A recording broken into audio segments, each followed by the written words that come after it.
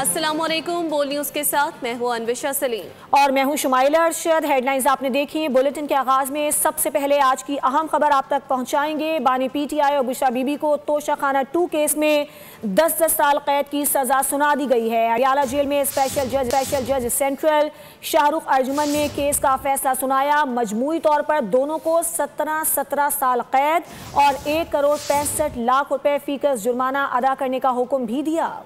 अगर जुर्माना अदा ना किया गया तो 6 माह कैद मजीद काटना होगी। 15 माह से FIA की अदालत में जेरे समात रहने वाले केस का रेफरेंस 19 अगस्त 2024 को दायर किया गया है। खयानत की है, बानी और अहलिया खाइन हैं। इमरान खान और बुशरा बीबी को 17 साल कैद में रखा जाए। तोशाखाना 2 केस में बानी पीटीआई और अहलिया बुशरा बीबी मुजरिम साबित हो गए। अडियाला जेल में जज शाहरुख अर्जुमन ने फैसला सुनाते हुए हुक्म दिया, दोनों मुजरिमों से 1 करोड़ 65 लाख 500 रुपए फीकस जुर्माना भी लिया जाए। अदम अदायगी की सूरत में मजीद 6 माह कैद काटना होगी। तफसीलात के मुताबिक पढ़कर सुनाए जाने वाले फैसले में बताया गया कि मुजरिम बानी पीटीआई को जायद उम्र और अहलिया बुशरा बीबी को खातून होने का फायदा देते हुए कम से कम सजा तजवीज की गई। सन 2021 में बानी बुशरा बीबी के साथ सऊदी अरब गए। वली अहद मोहम्मद बिन सलमान ने बल्गारी ज्वेलरी सेट तोहफे में दिया, जिसमें एक अंगूठी, एक कड़ा, एक हार और बालियों का एक जोड़ा शामिल था। तोहफे की मजमूई मालियत 7 करोड़ रुपए से जायद बनती है। नैब कवानीन के मुताबिक तोहफे जाती मलकियत बनाने के लिए कम से कम आधी कीमत कौमी खजाने में जमा कराना लाजमी है। बानी ने इख्तियारात का गलत इस्तेमाल करते हुए इनामुल्लाह के जरिए सुहेब अब्बासी पर दबाव डालकर तखमीना 58 लाख रुपए लगवाया। लूट मार की खौफनाक कहानी की तहकीकात के लिए 7 जनवरी 2024 को चेयरमैन नैब ने तहकीकात की मंजूरी दी। 15 माह से FIA की अदालत में जेर समात रहने वाले केस का रेफरेंस 19 अगस्त 2024 को दायर किया गया था। सियासी रहनुमाओं का बानी पीटीआई और तोशाखाना 2 केस के फैसले पर रद्द-ए-अमल सामने आया है। राना सनाउल्लाह ने कहा कि बानी पीटीआई को किसी दूसरी जेल मुंतकिल नहीं किया जा रहा।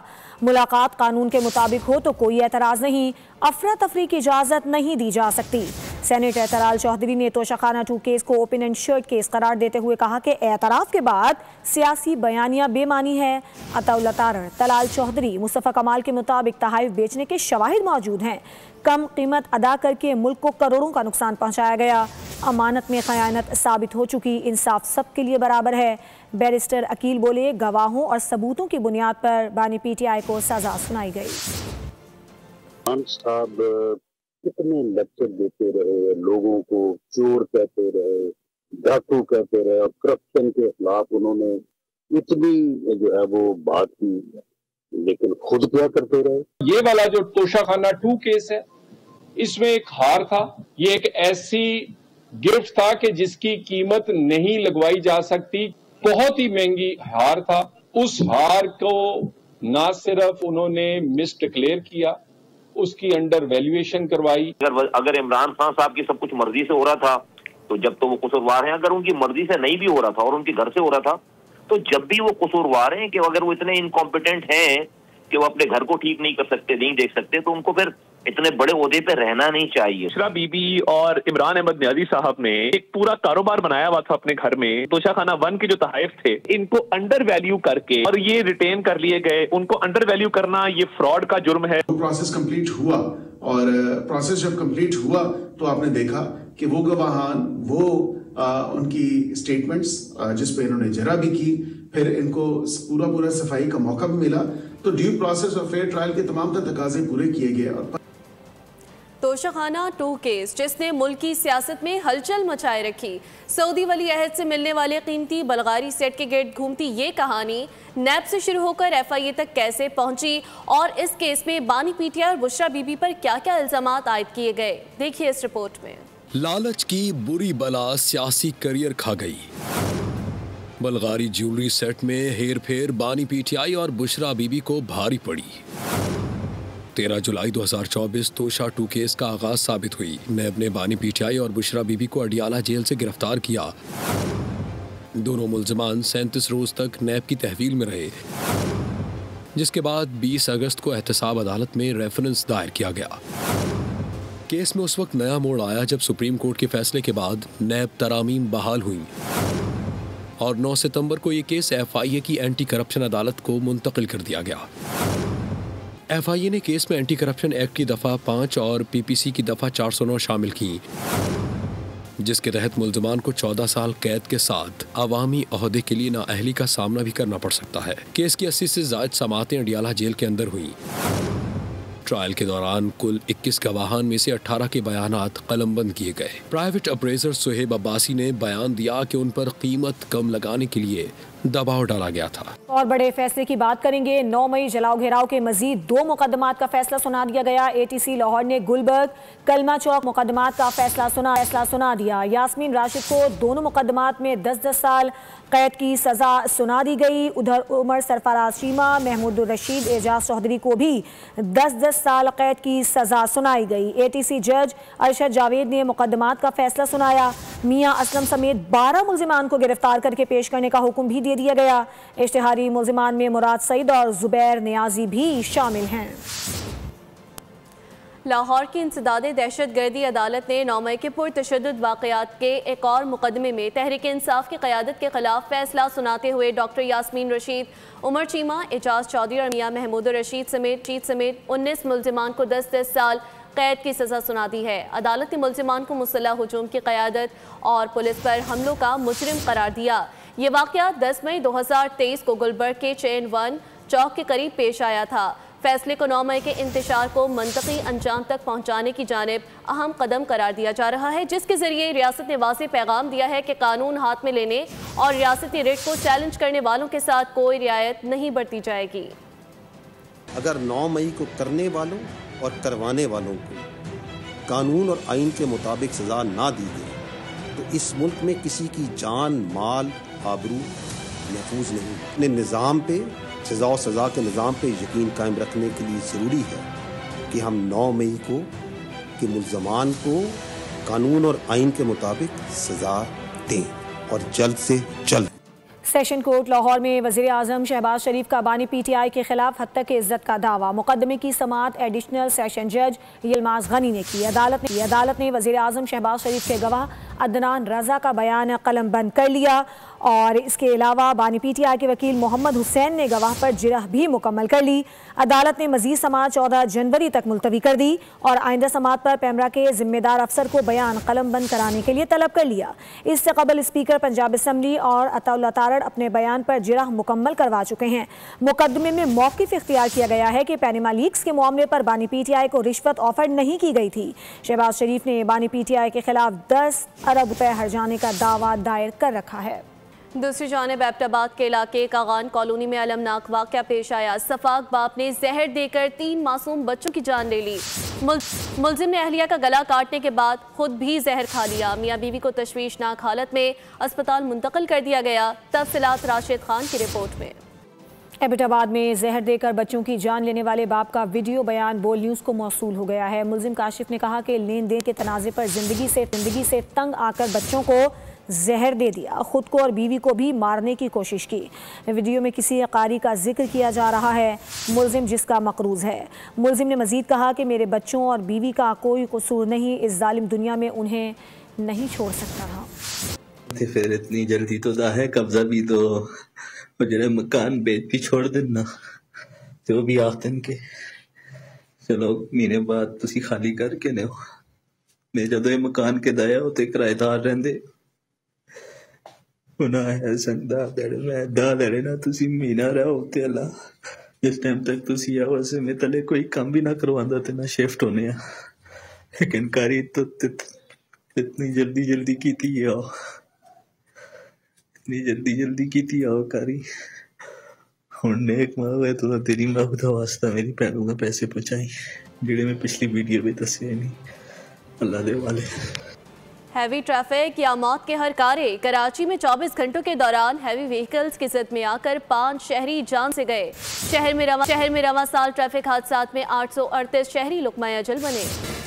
कराची की सड़कों पर सफर इंतहाई पुरखतर, हर पल मौत का डर, जाने कब डंपर चढ़ दौड़े, ट्रक कुचल दे या ट्रॉलर रोन डाले।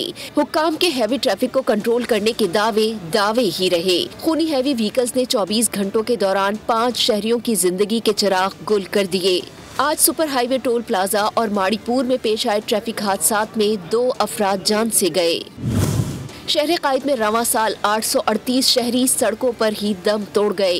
ट्रैफिक कवानीन की धज्जियां उड़ाते हैवी ट्रैफिक ने 255 अफराद को मौत की नींद सुला दिया।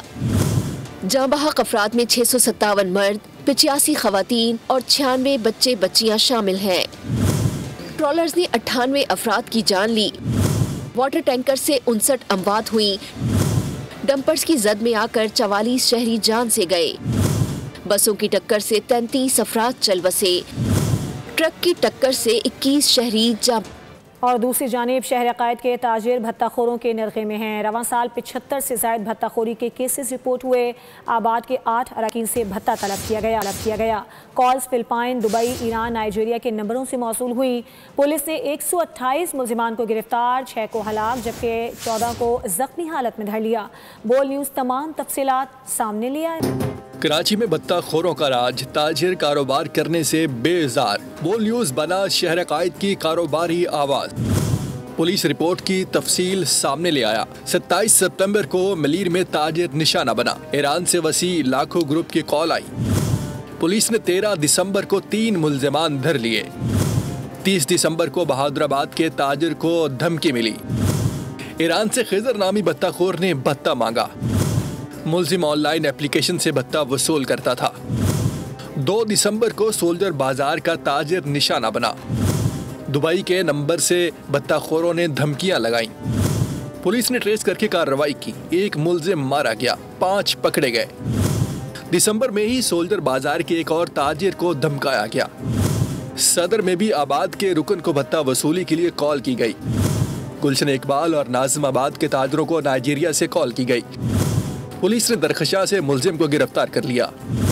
दिसंबर में ही गार्डन का ताजिर निशाना बना। फिलिपाइन के नंबर से कॉल मौसूल हुई। पुलिस ने गैंग के 8 मुल्जिमान को गिरफ्तार कर लिया। SSP SIU के मुताबिक रवां साल भत्ताखोरों के 171 केसेस दर्ज हुए।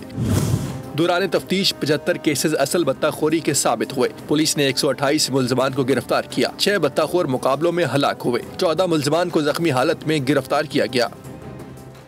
शहर कायद के मसाइल जूम के तो MKM और PP एक दूसरे पर एक बार फिर इल्ज़ाम तराशियां करने लगे।